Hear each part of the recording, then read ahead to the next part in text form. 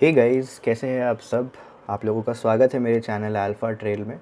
मैं हूं श्रेयश और आज मैं इस वीडियो में करने वाला हूं एनालिसिस दो स्टॉक्स का, क्योंकि मेरे एक रीसेंट वीडियो में एक यूज़र ने कमेंट किया था कि do Mac Power analysis to and compare it with Jyoti CNC. तो आज का वीडियो इसी चीज़ के ऊपर है। मैं उस यूज़र का, उस व्यूअर का जो है, उनके लिए मैं एनालिसिस कर रहा हूँ, ये वीडियो बना रहा हूँ। तो सीधा आप लोगों को लेके चलता हूँ मेरे स्क्रीन पे। बट बिफ़ोर दैट मैं आप लोगों को ये भी बता देता हूँ कि मैं पहले थोड़ा फंडामेंटल्स देखने वाला हूँ, फिर मैं टेक्निकल पे जाऊँगा। पर बहुत सारे यूज़र्स जनरली सिर्फ टेक्निकल के ऊपर फोकस करते हैं। तो मेरा सजेशन सिर्फ इतना ही रहेगा कि आप सिर्फ टेक्निकल पे फोकस ना करके फंडामेंटल्स भी देखिए। बट स्टिल अगर आपको लग रहा है आप फंडामेंटल देख चुके हो और आपको सिर्फ टेक्निकल समझना है, तो मैं नीचे टाइम स्टैम्प्स डाल दूंगा। आप सीधा टेक्निकल वाले पार्ट पे स्किप कर सकते हैं और सीधा टेक्निकल एनालिसिस देख सकते हैं। तो चलिए चलते हैं मेरे स्क्रीन पे, देखते हैं कि क्या है इन दोनों की कहानी। तो ये रहा मेरा स्क्रीन। लेफ़्ट साइड में मैक पावर और राइट साइड में ज्योति सीएनसी है। तो सीधा मैं ले चलता हूँ आप लोगों को इसके क्वार्टरली रिजल्ट्स पे, दोनों के। तो क्वार्टरली रिजल्ट्स पे आने के बाद आप देख सकते हैं कि दोनों कंपनीज़ जो है ग्रोथ फेज़ में है। दोनों की दोनों कंपनीज़ ही ग्रो कर रही है।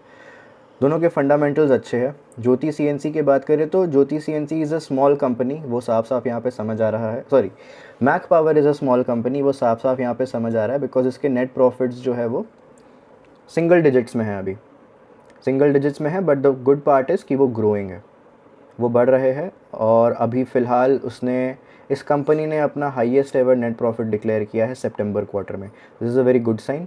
और ज्योति सीएनसी की बात करूं तो ज्योति सीएनसी जो है उसके फंडामेंटल स्टेबल है। मैं ये नहीं बोलूँगा बहुत ग्रोथ फेज़ में है, बट हाँ स्टेबल है। It is giving good profits. Losses अभी रीसेंट क्वार्टर्स में एक भी बार डिक्लेयर नहीं हुआ है। तो this is a good sign. एक बार दोनों के एनुअल रिजल्ट्स भी देख लेते हैं। तो एनुअल रिजल्ट्स में भी नेट प्रॉफिट और ईपीएस, दोनों ईपीएस का भी ग्रोथ बहुत अच्छा है। मैक पावर में 25.4 crore highest ever net profit declared, and EPS is same according to that only.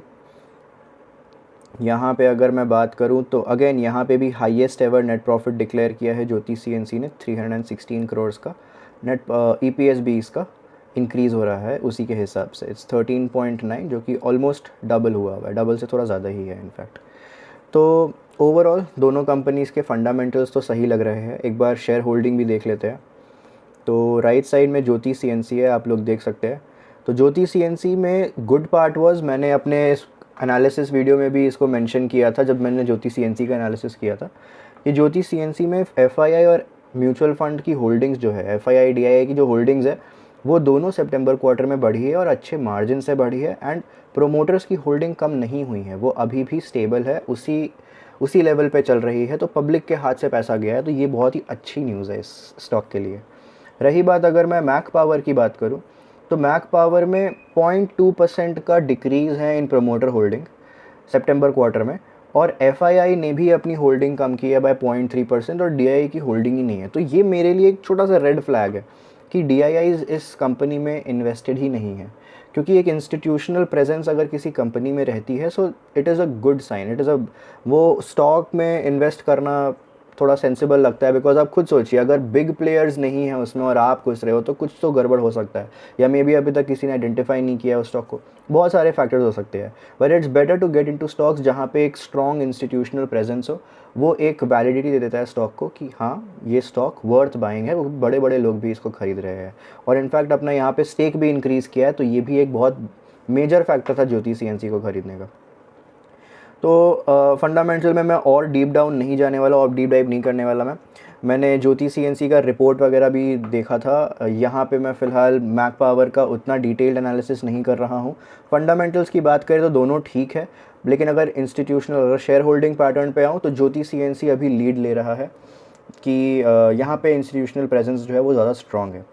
तो ये यहाँ पे ज्योति सीएनसी फ़िलहाल आगे है। ओके, एक बार मैं कॉम्पिटिटर्स को भी देख लेता हूँ। कॉम्पिटिटर्स में क्यूमेंस इंडिया जो है वो लीडर है, ठीक है। अब आ जाते हैं हम लोग टेक्निकल्स पे। टेक्निकल्स की बात कर लेते हैं। तो टेक्निकल्स में ये रहा मैक पावर का चार्ट, और यहाँ पे मैं ओपन कर लेता हूँ ज्योति सीएनसी का चार्ट, ठीक है। तो what has happened in both these stocks, एक बार ध्यान से समझते हैं। मैक पावर में 2023 अगस्त से लेकर जुलाई 2024 तक एक बहुत ही मेजर रनअप आया है, और ये रनअप ये एक्चुअली एनएसई पे शायद 24 में लिस्ट हुआ है। तो 24 से लेकर जून 2024 तक ज्योति सीएनसी में भी बहुत मेजर रनअप आया है। ये दोनों स्टॉक्स ने बहुत अच्छा रनअप दिया है 2023-24 में। उसके बाद यहाँ पे पीक बनाने के बाद ये स्टॉक्स गिरने लगे, और आप देखेंगे ना बहुत ही सिमिलर चार्ट्स है दोनों स्टॉक्स के, बिकॉज ऑब्वियसली दोनों सेम इंडस्ट्री के हैं। तो यहाँ से गिरना स्टार्ट हुआ था, यहाँ से स्टॉक गिरी, एक सेकंड, मैक पावर यहाँ से यहाँ तक गिरा, वही सेम चीज़ ज्योति सीएनसी ने भी किया, it fell from over here to here. फिर थोड़ा सा वापस रन अप आया, ज्योति सीएनसी वापस उसी पॉइंट तक गया जहाँ से उसने गिरना स्टार्ट किया था, लेकिन मैक पावर उस पॉइंट तक नहीं जा पाया जहाँ से वो गिरना स्टार्ट किया था, ठीक है। टेक्निकली अगर बात करें तो ये एक बुरा साइन है। फिर उसके बाद एक बहुत ही मेजर डाउनफॉल आया है मैक पावर में भी और ज्योति सीएनसी में भी। अब ये एक जनरल फॉल है, बिकॉज जो स्मॉल कैप इंडेक्स था, मैं आपको इंडेक्स भी दिखाता हूँ, यहाँ पे मैंने जानबूझ के मार्क किया हुआ है, ये 49% गिरा ज्योति सीएनसी आपका, and the date range was, आप लोग नीचे देखिएगा, डेट रेंज वाज दिसंबर 2024 से मार्च 2025। यही सेम ड्यूरेशन जो है फॉल की वो मैक पावर की भी है, दिसंबर 2024 से मार्च 2025। तो ये सेम ड्यूरेशन में दोनों गिरे हैं, and both of the stocks were fuelled by weak quarterly results. अगर आप क्वार्टरली रिजल्ट्स पे भी ध्यान देंगे मैक पावर के, मैं आपको दिखाता हूँ, क्वार्टरली रिजल्ट्स है ये, हाँ। तो दिसंबर 2024 का जो क्वार्टरली रिजल्ट था वो 4.5 था एज़ कम्पेयर टू 7। तो 7 से सीधा 4.5 हो गया, और फिर 8.6 भले उतना कम नहीं था, but 4.5 was a major drop. तो वीक मार्केट थी, small cap index in general बहुत गिर रहा था। मैं आप लोगों को स्मॉल कैप इंडेक्स भी दिखा देता हूँ, एक second, I open a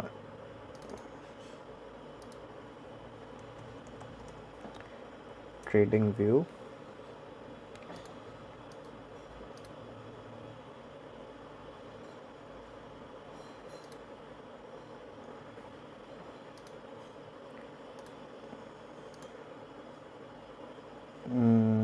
yes, ये रहा। तो आप देख सकते हैं साफ साफ यहाँ पे स्मॉल कैप इंडेक्स में भी बहुत ही मेजर फॉल आया था, and if you see the time horizon, ये सेम चीज़ है, दिसंबर 2024 से मार्च 2025 पूरा स्मॉल कैप इंडेक्स ही करेक्ट हुआ था। तो ऑलरेडी इंडेक्स गिर रहा था, उसमें वीक क्वार्टरली रिजल्ट्स ने उसको और, बोलते हैं ना, आग में घी डालने का काम किया, और वो और गिरा। उसके बाद फिर वापस स्मॉल कैप इंडेक्स करेक्ट हुआ, स्मॉल कैप इंडेक्स सही हुआ, एंड ये दोनों स्टॉक्स भी अपने अपने जर्नी पे वापस ऊपर उठने लगे। आई डिलीट बोथ ऑफ दीज। तो यहाँ से जो रनअप बैक मैक पावर ने दिया था वो 76% का था, और यही सिमिलर रनअप ज्योति सीएनसी ने भी दिया है। बट एक चीज़ जो मैं यहाँ पे नोटिस कर पा रहा हूँ वो है difference between the candles of both the stocks. Jyoti CNC के स्टॉक का कैंडल्स नॉर्मल है जैसा रहता है, बट मैक पावर ने अपर सर्किट्स एंड लोअर सर्किट्स बनाया है, एंड इसका कारण है लो लिक्विडिटी। अगर आप ध्यान से नोटिस करेंगे तो जो मैक पावर का वॉल्यूम्स है वो थाउजेंड्स में है, थाउजेंड्स में ठीक है, but it is very few thousands. इस टाइम पे जो ड्यूरेशन आप देख रहे हैं, ये जो ब्लू से मार्क हुआ है मैक पावर में, इस टाइम इसकी जो एवरेज मैं देख सकता हूँ वॉल्यूम्स जो है वो 5000 के करीब है। कभी 2.5, कभी 6, कभी 1, कभी 6, कभी 13, कभी, तो ये 5 to 6 के की एवरेज अगर हम पकड़ते हैं तो 5 से 6 हज़ार लोग सिर्फ ट्रेड कर रहे थे इस पे डेली। तो ये एक मेरे लिए रेड फ्लैग है। मैं जनरली स्टॉक्स प्रेफर करता हूँ जहाँ पे लिक्विडिटी ज़्यादा होती है, क्योंकि अगर आप बाय कर लिए बट आपको सेल करने का टाइम हो रहा है तो आपको बायर ही नहीं मिल रहा है, तो आप सेल ही नहीं कर पाएंगे, तो ये थोड़ा सा प्रॉब्लमेटिक हो जाता है। बट फिर अभी अगर मैं रीसेंट की बात आऊँ, थोड़ी सी वॉल्यूम्स इसमें बढ़नी चालू हुई है। आप लोग टॉप कॉर्नर में देखिएगा, यहाँ पे इस एरिया में, यहाँ पे वॉल्यूम आपको दिखाई देगा जब मैं होवर करूँगा, तो 7.43, 7, 6, 15 इस तरह का वॉल्यूम है। रिसेंटली ये बेस बना है मैक पावर का, तो ये बेस ब्रेकआउट भी हुआ है बहुत ही बड़े वॉल्यूम्स के साथ, उसके बाद रिट्रेसमेंट आई उसी लेवल तक, बट स्टॉक का प्राइस नीचे नहीं गया और फिर वहाँ से अब अगर मैं रीसेंट के कुछ 2-3 कैंडल्स को कंपेयर करूँ तो यहाँ पे क्लियरली मैक पावर का चार्ट जो है थोड़ा स्टैंड आउट कर रहा है। रीज़न बीइंग कि दोनों ने बेस का ब्रेकआउट दिया है रिसेंटली। मैक पावर का बेस ब्रेकआउट थोड़ा ज़्यादा रीसेंट है, ज्योति सीएनसी ने बेस ब्रेकआउट दे दिया था 12 नवंबर को ही, और 12 नवंबर को देने के बाद रिट्रेसमेंट के बाद ये फिर वापस उठा है। एंड अभी देखा जाए अगर तो लास्ट के 2-3 कैंडल्स अगर मैं ज्योति सीएनसी के देखूं तो वो ग्रीन कैंडल्स बन रहे हैं, सॉरी वो रेड कैंडल्स बन रहे हैं। लास्ट के 2-3 कैंडल्स जो ज्योति सीएनसी ने बनाए हैं वो रेड कैंडल्स है। बट यहीं पे अगर मैं मैक पावर का देखता हूँ तो ये लास्ट के 2-3 कैंडल्स जो बने हैं मैक पावर में वो ग्रीन कैंडल्स है। तो अगर मैं शॉर्ट टर्म स्ट्रेंथ की बात करूँ स्टॉक के प्राइसेस में तो मैक पावर का प्राइस ज़्यादा स्ट्रॉन्ग लग रहा है, टेक्निकल ज़्यादा स्ट्रॉन्ग लग रहा है। बट फिर घूम फिर के बात वही आती है, मैं यहाँ पे कोई रिकमेंडेशन नहीं दे रहा हूँ कि आप मैक पावर खरीद लीजिए, ज्योति सीएनसी मत खरीदिए। मैं करेंटली ज्योति सीएनसी में इन्वेस्टेड हूँ। मैंने मैक पावर सीएनसी उस समय जब मैंने ज्योति सीएनसी खरीदा था तब मैंने मैक पावर स्टॉक या चार्ट मैंने देखा ही नहीं था। मुझे किसी व्यूअर के थ्रू पता चला है तो मैं उनके लिए ये एनालिसिस कर रहा हूँ। मैं आपको भी ये रिकमेंडेशन नहीं दे रहा कि आप ज्योति सीएनसी छोड़ के मैक पावर खरीद लीजिए या फिर आप मैक पावर छोड़ के ज्योति सीएनसी खरीद लीजिए। ये बस मेरा अपना एनालिसिस है। अगर आप वर्डिक्ट मांगे मेरा तो मेरे हिसाब से दोनों ही स्टॉक्स ठीक है। ज्योति सीएनसी अभी short term in the sense कुछ वीकली बेसिस पे अगर मैं बोलूँ तो थोड़ा सा वीक लग रहा है, लेकिन अगर ये जो ग्रीन कैंडल आज बनी है इसके नीचे अगर ना जाके ये वापस रिवर्स कर जाता है तो Jyoti CNC will also be a good and strong candidate for swing trading. रही बात मैक पावर की, तो मैक पावर में मेरे लिए एक बहुत ही बड़ा जो रेड फ्लैग है वो है लिक्विडिटी। मैं लिक्विडिटी वाले स्टॉक्स प्रेफर करता हूँ, तो मैं शायद मैक पावर ना लूँ, और मैक पावर लूँ भी तो एकदम कंफर्म होना चाहिए इसका स्ट्रेंथ कंफर्म होना चाहिए। अभी इस स्टॉक में स्ट्रेंथ तो लग रही है, बट आज ये स्टॉक गिरा, इसने ओपन मैं इसको देख रहा था आज बाय द वे, तो ये स्टॉक आज ओपन हुआ, फिर उसके बाद ये नीचे गया एंड देन ये उसके बाद वापस ऊपर गया और उसी प्राइस पे क्लोज हुआ जहाँ पे ये ओपन किया था। तो बुल्स और बेयर्स दोनों एक ही जगह पे इसको लेकर आ गए, ना बुल्स जीत पाए आज ना बेयर्स जीत पाए आज। तो देखते हैं कल इसका कैसा कैंडल बनता है, उसके हिसाब से समझ आएगा कि मैक पावर खरीदने लायक है या नहीं। एंड इसका बहुत ही क्विक रेसिस्टेंस यहाँ पे बनने वाला है 1090 के आसपास। तो वहाँ तक अगर स्टॉक जाती है तो हो सकता है मे बी रिवर्स कर जाए, मे बी यहाँ से ये ऊपर जाए और फिर रिवर्स कर जाए, फिर थोड़ी दिन कंसोलिडेट करके फिर वापस ऊपर जाए, या फिर हो सकता है कि सीधा ऊपर चले जाए, या हो सकता है कि अभी इसको 1090 तक पहुंचने में भी समय लगे। अब ये तो ना मैं बता सकता हूँ ना आप बता सकते हैं, ये कोई नहीं बता सकता, ये मार्केट्स के ऊपर है। अभी जिस तरह से मार्केट चलेगी उसी के हिसाब से ये स्टॉक्स भी चलेंगे। तो लेट्स वेट एंड वॉच। इसीलिए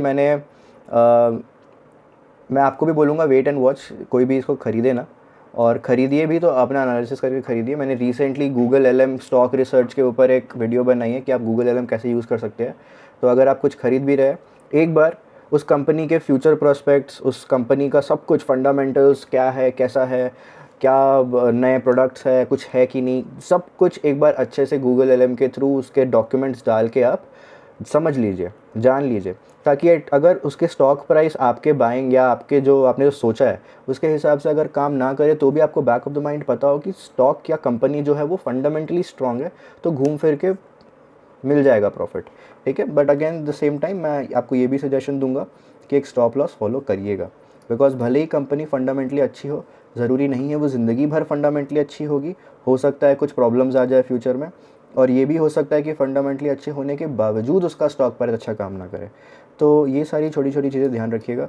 मैं अभी ज्योति सीएनसी में हूँ, मैंने भी इसका स्टॉप लॉस ये ब्लू एरिया मार्क कर रखा है। इस ब्लू एरिया के नीचे गया तो मैं इससे निकल जाऊँगा, और अगर ये रिवर्स करके ऊपर चला गया तो I will be in it. तो यही कहानी है। एक बार इस सेक्टर का, इस इंडस्ट्री का जो मार्केट लीडर है उसका चार्ट भी देख लेते हैं। तो हम लोगों ने देखा था क्यूमेंस इंडिया, देखिए तो मार्केट लीडर अभी अच्छा कर रहा है। If the market leader is strong, I think the other stocks should follow, उनको भी फॉलो करना चाहिए। इसके साथ भी आई गेस ये सेम कहानी हुई होगी। जून 2024 से लेकर अप्रैल 2025 तक एक गिरा है। ये स्मॉल कैप वाला फॉलो नहीं किया, ऑब्वियसली स्मॉल कैप कंपनी नहीं होगी इसलिए। तो ये 2024 तक गिरा है, उसके बाद उठ रहा है और इसमें स्ट्रेंथ है। तो फिर वही बात है, अगर मार्केट लीडर में स्ट्रेंथ है तो I think we should keep a track of its peers, Jyoti CNC और ये मैक पावर, और देखते हैं ये कैसा परफॉर्म करते हैं। बाकी मैं आपसे वीकली एनालिसिस में स्टॉक्स को डिस्कस करते रहूँगा। मैक पावर मेरा बॉट स्टॉक नहीं है, ये सिर्फ मेरी एनालिसिस है। अगर आपको और भी कुछ जानना हो तो आप मुझसे पूछ सकते हैं। एंड वीकली एनालिसिस में हम वापस रिव्यू करेंगे कि स्टॉक्स की क्या पोजीशन है, ख़रीदना चाहिए कि नहीं ख़रीदना चाहिए, सेल कर देना चाहिए या नहीं, या होल्ड करना चाहिए या नहीं। ओके, आई होप आप लोगों को समझ आ गया होगा, आप लोगों को ये हेल्पफुल लगा होगा। और कुछ अगर आपको जानना हो तो please let me know. Thank you so much for watching this video. And अगर आपको और भी किसी स्टॉक के बारे में समझना हो, जानना हो, तो आप मुझे मैसेज या कमेंट कर सकते हैं। Thank you, I will see you in the next video.